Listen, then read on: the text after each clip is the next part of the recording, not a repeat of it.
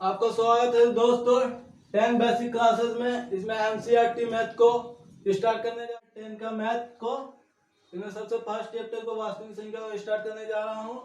मेरा चैनल है 10 basic classes. इसमें बेसिक से मैथ को पढ़ाने जा रहा हूँ। इसमें पूरा बारीकी से मैथ को पढ़ाऊंगा। इसमें सब एग्जाम्पल्स को मैं सॉल्व करूंगा और जल्द से जल्द इस मैथ को मैं समाप्त करने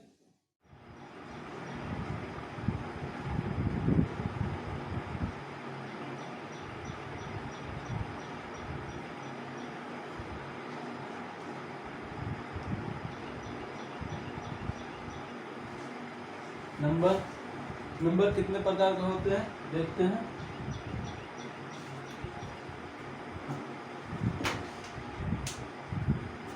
नंबर दो प्रकार के होते हैं, एक रियल नंबर, एक इमेजिनरी नंबर, जिसे हम वास्तविक संख्या कहते हैं और काल्पनिक संख्या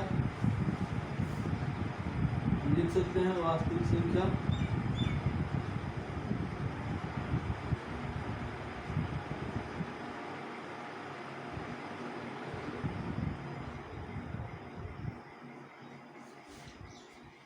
और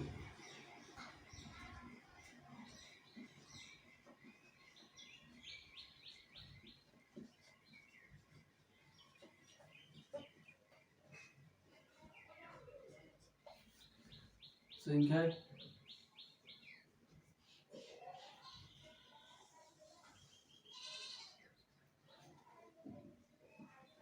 संख्याएं दो प्रकार के होते हैं, काल्पनिक और वास्तविक संख्या, जिसे रियल नंबर और इमेजिनरी नंबर कहते हैं।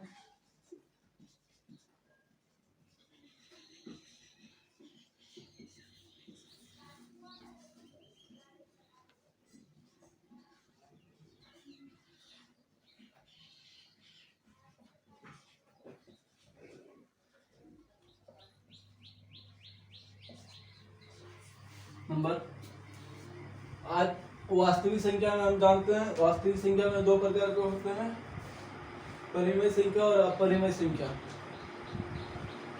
तो पढ़ते हैं वास्तविक संख्या, परिमेय संख्या।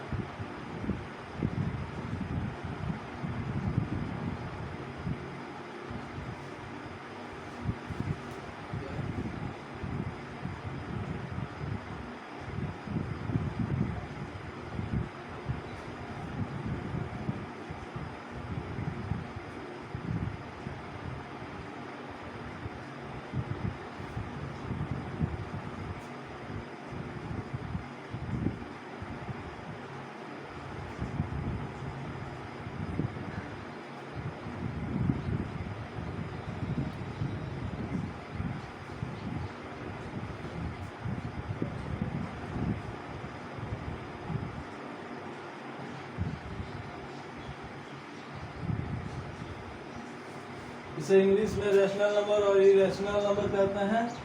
परिमेय संख्या हम उसे कहते हैं जो p बटा q के रूप में हो और q बराबर नॉट इक्वल टू 0 हो। इसका एग्जांपल इस तरह से लिख सकते हैं हम।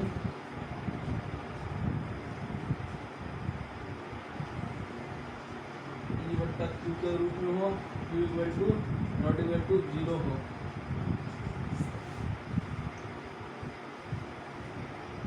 और इसे इस तरह से लिख सकते हैं आप परिमेय संख्या का एग्जांपल p बटा के q वैल्यू नहीं हो, इसे काला पेन से q 0 हो।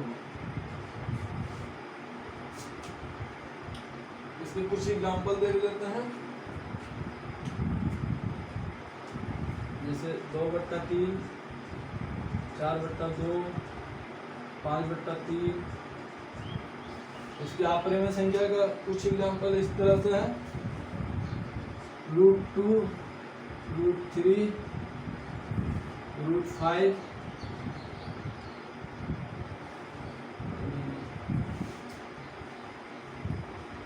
परिमेय संख्या दशमलव प्रसार शांत होते हैं और अपरिमेय संख्या का दशमलव प्रसार अशांत होते हैं। इसे इस तरह से लिख सकते हैं हम।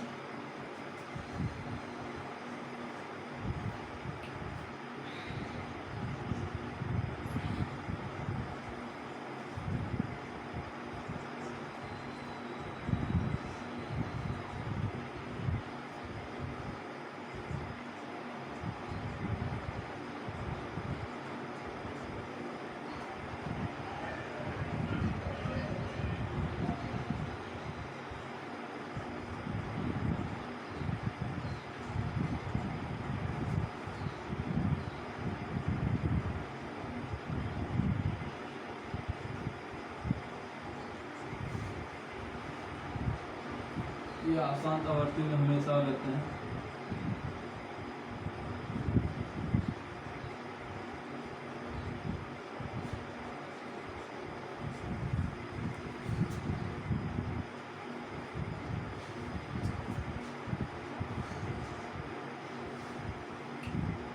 ये हो गया वास्तविक संख्या। अब थोड़ा वास्तविक संख्या में हम जीरो और पूर्णांक को देख लेते हैं।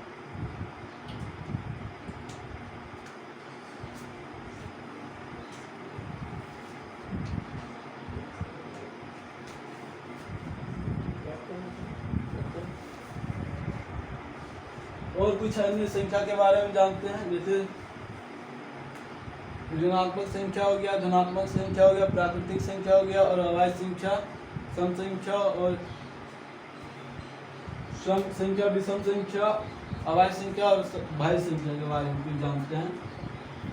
यहाँ पे लिख सकते हैं प्राकृतिक संख्या के बारे में।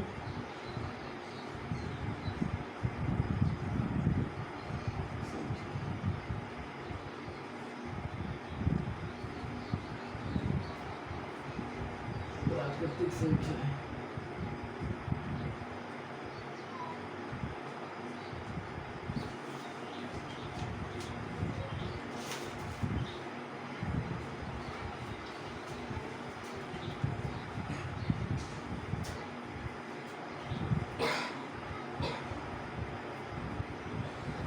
प्राकृतिक संख्या उसे कहते हैं जो गणना में यूज करते हैं या उपयोग करते हैं, उसे प्राकृतिक संख्या कहते हैं। जैसे 1, 2, 3, 4 इत्यादि।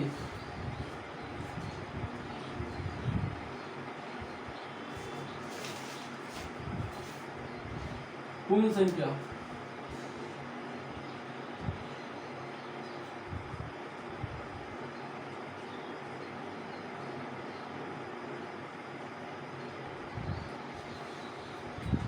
पूर्ण संख्या उसे कहते हैं जिसमें शून्य को भी सम्मिलित किया जाता है, उसे पूर्ण संख्या कहते हैं। जैसे इसका एग्जांपल हो गया आपका 0, 1, 2, 3, 4 इत्यादि। उसके बाद देखते हैं पूर्णांक संख्या। पूर्णांक संख्या किसे कहते हैं?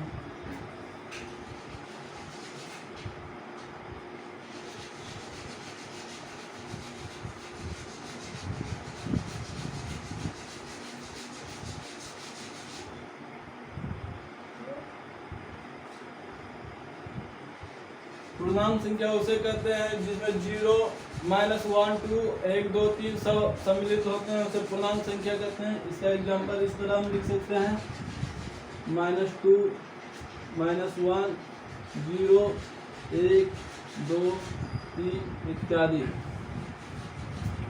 इसके बाद देखते हैं सम संख्या। सम संख्या किसे कहते हैं?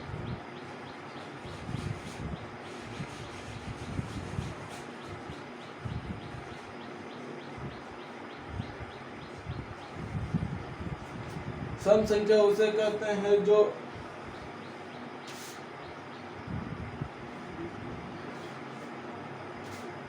वे सभी संख्या है जो पूर्णतः स्वयं से और अन्य संख्या से विभाजित होते हैं, उसे सम संख्या कहते हैं। जैसे 2, 4, 6, 8, 10 इत्यादि।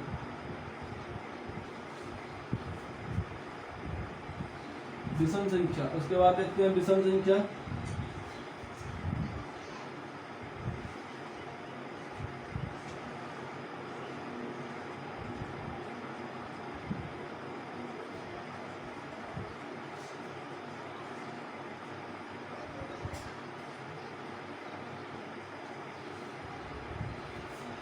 विषम संख्या उसे कहते हैं जो जिसे इसका एग्जांपल इस तरह से हम लिख सकते हैं 1 3 5 7 9 11। उसके बाद अभाज्य संख्या। अभाज्य संख्या हम उसे कहते हैं जो स्वयं से विभाजित हो और 1 से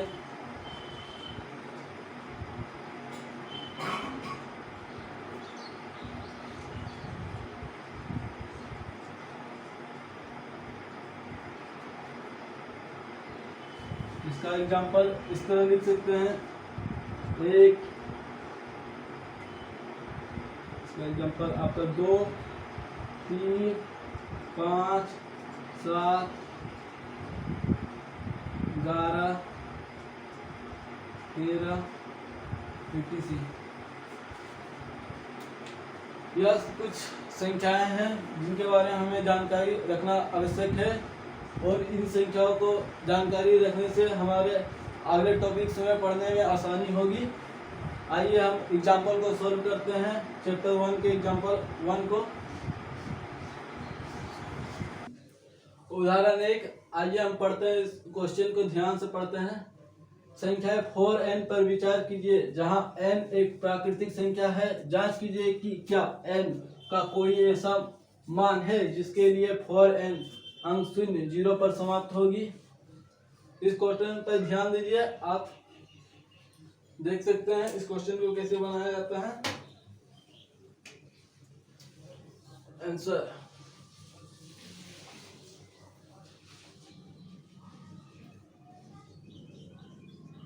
यदि किसी n संख्या के लिए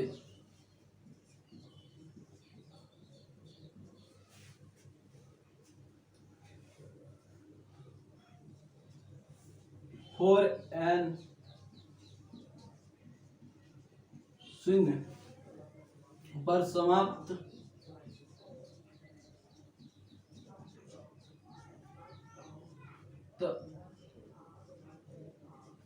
तभी होगा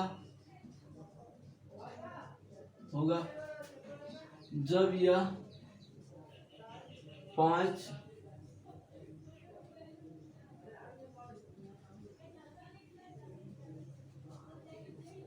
जब यह अभाज्य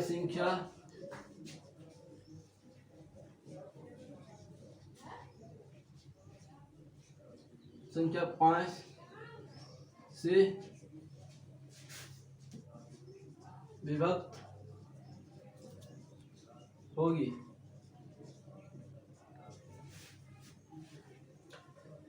यदि किसी संख्या n संख्या के लिए 4n 0 पर तब समाप्त होगी जब यह अभाज्य संख्या 5 से विभक्त होगी या 2 से। और आइए देखते हैं, अर्थात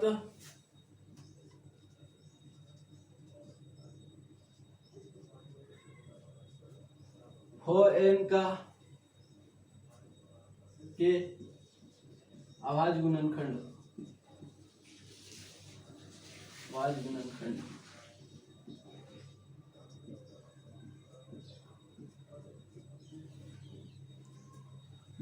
में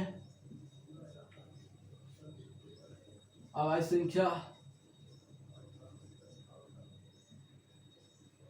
5 अभाज्य संख्या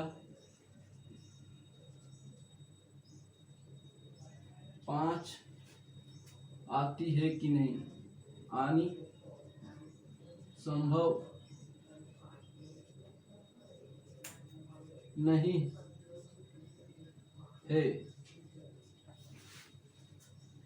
है क्योंकि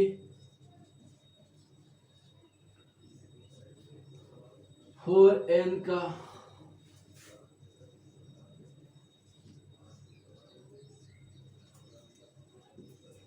गुणनखंड इक्वल टू 2 का स्क्वायर n होगा।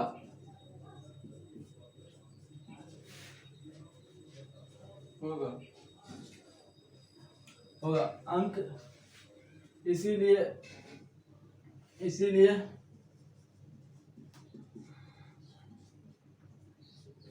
अंक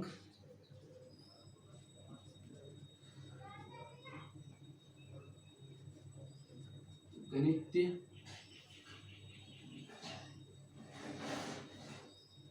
के परिमेय अद्वितीय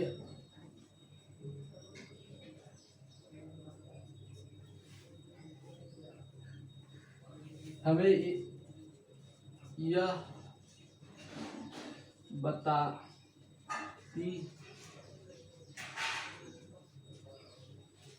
है कि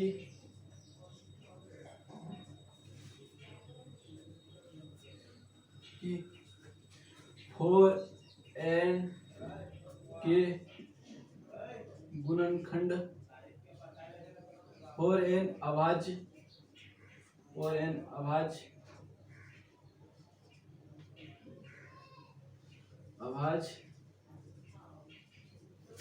गुणनखंड में केवल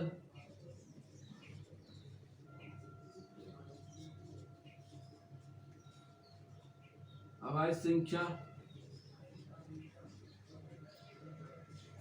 2 आ रही है, इसीलिए आ रही है। अतः हम कह सकते हैं कि 4n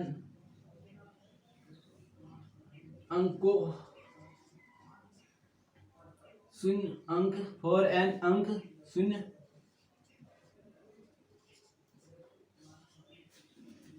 पर समाप्त होगी। हम दूसरे भाषा में इस तरह हम बता सकते हैं कि जैसे दूसरे शब्द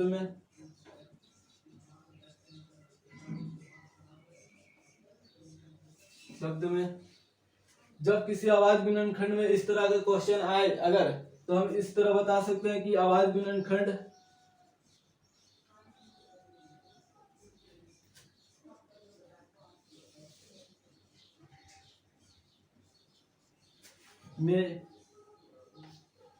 में 2 गुना 5 इन दोनों में से कोई भी अगर आता हो, 2 या 5 अभाज्य संख्या में से विभक्त होता है तो वो हमेशा 0 में समाप्त होगी। अगर ऐसा नहीं आता है तो यह 0 में समाप्त नहीं होगी। दूसरे भाषा में कर सकते हैं। यह कृपया यह नोट कर लें, ये बहुत इंपॉर्टेंट लाइन है, इसे मैं अंडरलाइन भी किया हुआ हूं। अब यह दूसरा उदाहरण हम स्टार्ट करने जा रहे हैं। अब उदाहरण नंबर 2 स्टार्ट करते हैं। आइए पढ़ते हैं, देखते हैं उदाहरण नंबर 2 का क्वेश्चन को ध्यान से। संख्याएं 6 और 20 के अभाज्य गुणनखंड विधि के एलसीएम और एचसीएफ को ज्ञात करते हैं। आइए स्टार्ट करते हैं। दिया हुआ है कि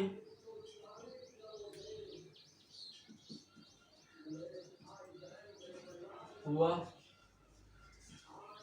है, तो हम 6 को पहले गुणनखंड निकालते हैं। 6 का गुणनखंड 2 × 3 होता है, इसका स्क्वायर इस तरह लिख सकते हैं। और 20 का गुणनखंड इस तरह से निकाल सकते हैं, 2 × 2 × 5। 2 दूनी 4, 4 5 20 होता है। इसको इस तरह से लिख सकते हैं 2 का स्क्वायर और 5 का स्क्वायर। तो एचसीएफ का रूल होता है, ये देखते हैं एचसीएफ का। एचसीएफ निकालने के लिए हमें एचसीएफ में कुछ इम्पोर्टेंट पॉइंट होता है जिसको हम अच्छा से जान लेने के बाद आसानी से हम इसे सॉल्व कर सकते हैं। एचसीएफ में कुछ इम्पोर्टेंट फैक्ट को देखते हैं। जैसे प्रत्येक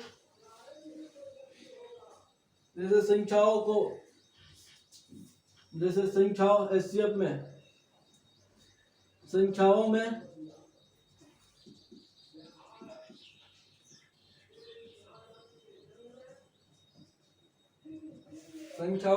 में प्रत्येक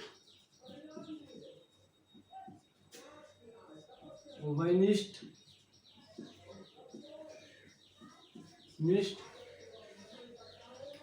आवाज गुणनखंड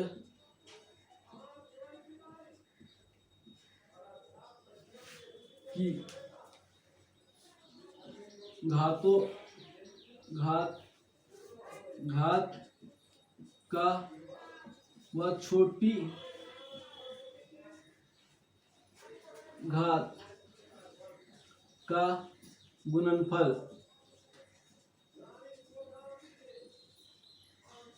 अतः एचसीएफ बराबर, हम देखते हैं कि दोनों में 2 है, इसका घात ये छोटा है, ये घात बड़ा है, इसलिए हम एचसीएफ को ये ले सकते हैं। और दोनों में ये मैच करना चाहिए। अगर 3 हो और 5 हो तो ये मैच नहीं करे, डिसमैच कर जाएगा। दोनों में मैच करना चाहिए और ये मैच कर रहा है 2, इसमें सबसे छोटी घात 2 है, इसीलिए हम लिख सकते हैं एचसीएफ बराबर 2।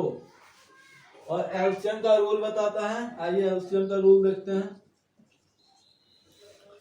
एलसीएम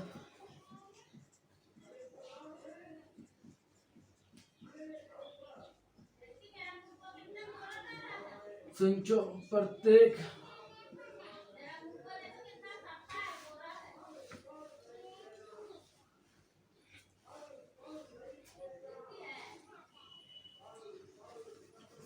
संख्याओं के संबंधों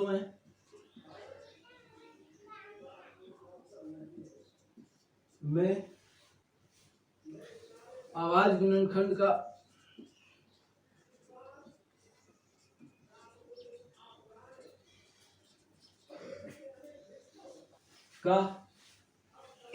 वह घात जो सबसे बड़ी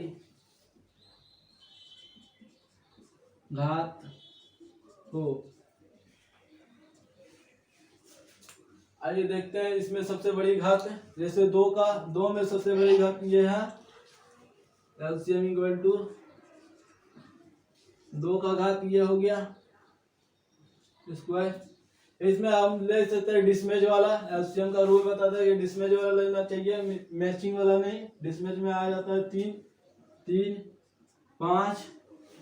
तो हम इस तरह इसको बना सकते हैं। 2 का स्क्वायर 4, 4 को गुना कर 4 हो गया, फिर इसको 3, इसको 5, 4 को गुना कर 3 से 4 दिया 12 और 12 5 60 होता है। LCM equal to 16। तो अतः हम इस तरह लिख सकते हैं, एचसीएफ इक्वल टू 2 और एलसीएम इक्वल टू 16। यह सबसे आसान क्वेश्चन है, इसको ध्यान से खाली देखने की जरूरत है, इजीली क्वेश्चन बन जाएगा। नॉर्मल सा ट्रिक है, इसमें देखने लायक यही है कि मैच करने वाला एचसीएफ में सबसे छोटी घात को लेंगे और एलसीएम में सबसे बड़ी घात को लेंगे और जो जिसमें मैच नहीं करता उन संख्याओं को लेंगे और उन संख्याओं को सबको गुणनफल कर देने से उस प्राप्त संख्या एलसीएम होगा और सबसे छोटी संख्या जो हम लेंगे वो एचसीएफ होगा। यह सिंपल सा क्वेश्चन था। अब हम उदाहरण नंबर 3 को बनाने जा रहे हैं। उदाहरण 1 और 2 को कंप्लीट कर दिए हैं और उदाहरण नंबर 3 को स्टार्ट करने जा रहे हैं। आइए देखते हैं ये क्वेश्चन को ध्यान से पढ़ते हैं। अभाज्य गुणनखंड विधि द्वारा 96 और 104 का एचसीएफ ज्ञात कीजिए और फिर इनका एलसीएम ज्ञात कीजिए। तो आइए 96 और 104 का एचसीएफ ज्ञात करते हैं सबसे पहले, उसके बाद इजीली से तरीके से एलसीएम को ज्ञात कर सकते हैं। आइए हम देखते हैं एचसीएफ ज्ञात करके। तो 96 और 104 को पहले सबसे पहले हम गुणनखंड निकालते हैं। 96 और 104 का गुणनखंड, 104 और 96 का गुणनखंड निकालने के लिए आइए हम नोट में थोड़ा सा सिंपल और बेसिक तरीका को यूज करते हैं। 96 और 104 को 404, तो 96 का 2 हो जाता है 48, 48 का 2 24, 24 का 2 हो गया 12 और 12 का 2 6, 6 का 2 3, 104 का 2 202, इसका 102, 101, 101 का यह अभाज्य संख्या हो गया, इसका नहीं निकल सकता है। हम देख सकते हैं यह अभाज्य संख्या है। चलिए आप देखते हैं इसका गुणनखंड। तो 2 का स्क्वायर पावर कितना होता है? 1 2 3 4 5। तो 2 का स्क्वायर पावर 5 और 3,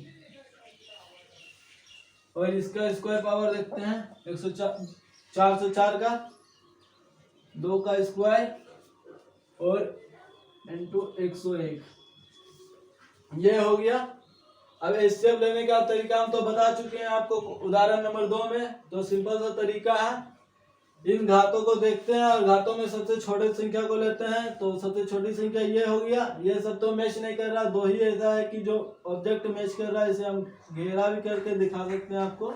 यह देख सकते हैं यह दोनों मैच कर रहा है। इसमें सबसे छोटी घात ये है नीचे वाला। तो एचसीएफ बराबर हम लिख सकते हैं, अतः एचसीएफ बराबर 2 का स्क्वायर तो 4 होगा, तो एचसीएफ इक्वल टू 4 होगा। यह सिंपल सा है, देख सकते हैं आप यह चीज को, ठीक है। अब एलसीएम बराबर निकालते हैं। चलिए एलसीएम बराबर देखते हैं। एलसीएम का सबसे सिंपल सा logic, LCM equal to LCM 96 और 104 का निकालता है, 404 का, सॉरी। तो इसका सिंपल सा लॉजिक क्या है ये देखते हैं। तो इसको इस तरह से हम लिख सकते हैं 96 इंटू 404 और इसको डिवाइड कर देते हैं एचसीएफ। तो आइए देखते हैं एचसीएफ से निकालने के लिए सिंपल सा लॉजिक है। 96 को काटते हैं 4 से 96 को काटते हैं तो निकलता है आपका 2 और 4 24, ठीक है। अब इसको मल्टीप्लाई कर देते हैं सिंपल तरीका से। तो ये निकलता है आपका 96।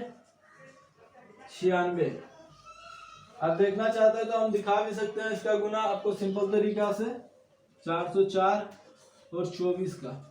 एकदम बेसिक मैथ को देखिए आप, बेसिक मैथ को, बेसिक मल्टीप्लाई को 4 को 4 से इंटू करें तो 16 होगा, 16 का 16 होगा क्योंकि 0 है, 0 से होता नहीं है। फिर इसको 16 से 16 होगा, फिर इंटू 2 4 8 होगा, ये 0 हो जाएगा, फिर 2 4 8 होगा, ठीक है।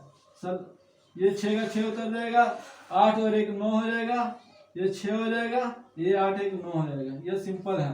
देखिए एलसीएम इक्वल टू, एलसीएम का एक रूल होता है, देख सकते हैं आप, बता सकते हैं नोट में, आप देख सकते हैं यह इंपॉर्टेंस है। एलसीएम इक्वल टू दो संख्याओं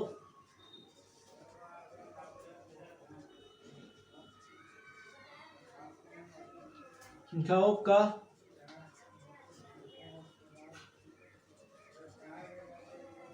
गुणनफल इक्वल टू HCF।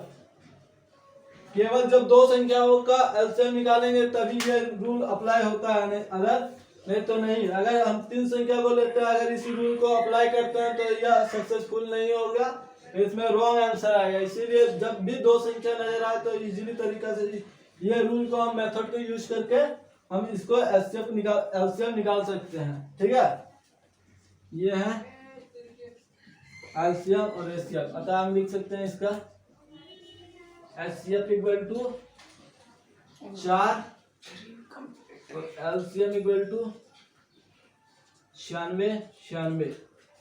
ठीक है, ये अभी कंप्लीट हो गया है उदाहरण नंबर 3। उदाहरण नंबर 4 की ओर हम आगे बढ़ते हैं। शुरू उदाहरण नंबर 4 को स्टार्ट करने जा रहे हैं। 1, 2 और 3 को कंप्लीट कर चुके हैं। आइए देखते हैं 6। इस क्वेश्चन को ध्यान से पढ़ते हैं, देखते हैं। संख्याएं 6, 72 और 120 का अभाज्य गुणनखंड विधि द्वारा HCF और LCM को ज्ञात करना है। यह आसान सा क्वेश्चन है। इसमें 6 और 72 और 120 का गुणनखंड हम निकाल देंगे और सिंपल सा लॉजिक को यूज करके इस क्वेश्चन का आंसर निकाल सकते हैं। जैसे 6 का, 72 का और 120 का। तो 6 का 2 गुना 3 होता है। 72 को इस तरह से हम निकाल सकते हैं नोट में।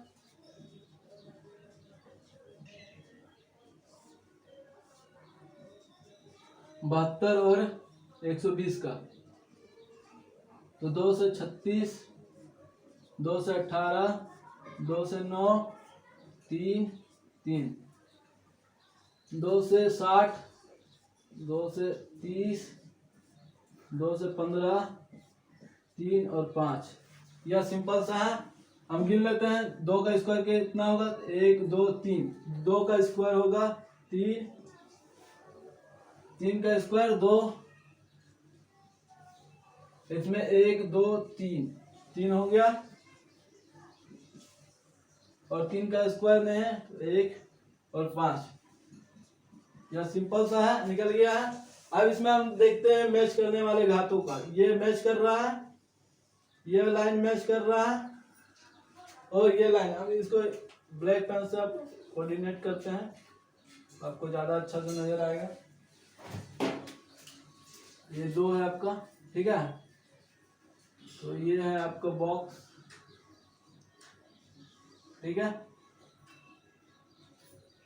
और ये मैच कर रहा है। इन संख्याओं में सबसे छोटी घात को लेना है। HCF बराबर, HCF का रूल बताता है, क्योंकि यह उभयनिष्ठ है तो सबसे छोटा होगी आपका ये 2 और 3 में ये, तो HCF इक्वल टू 6 होगा। एलसीएम देखिए, एलसीएम में हम बताए थे कि अगर 2 संख्या होता है तो उस रूल को हम यूज कर सकते हैं। उदाहरण जैसे 3 में बताया था, लेकिन इस उदाहरण में देखिए आपका 3 संख्या है। 3 संख्या तो आपको इसी रूल के अनुसार आपको इसको यूज करके, उपयोग करके बनाना होगा इसका आंसर।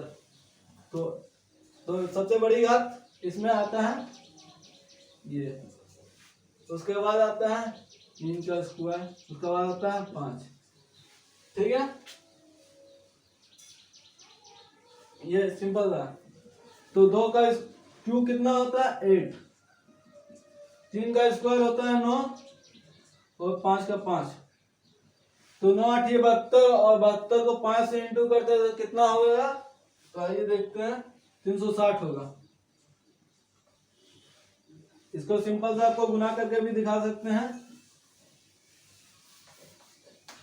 8 72 होता है, 72 को 5 से गुना कर देंगे तो 5 दूनी 10 होगा, 5 7 35 और 1 36 होगा, ठीक है। ये होगा एलसीएम इक्वल टू, अतः लिख सकते हैं HCF इक्वल टू 6 और LCM इक्वल टू 360। आज के लिए इतना ही, और अगले दिन हम पढ़ेंगे प्रश्नवाली 1.1 का क्वेश्चन को हल करेंगे। आज के लिए इतना ही काफी है, ठीक है। Bye bye, Tata.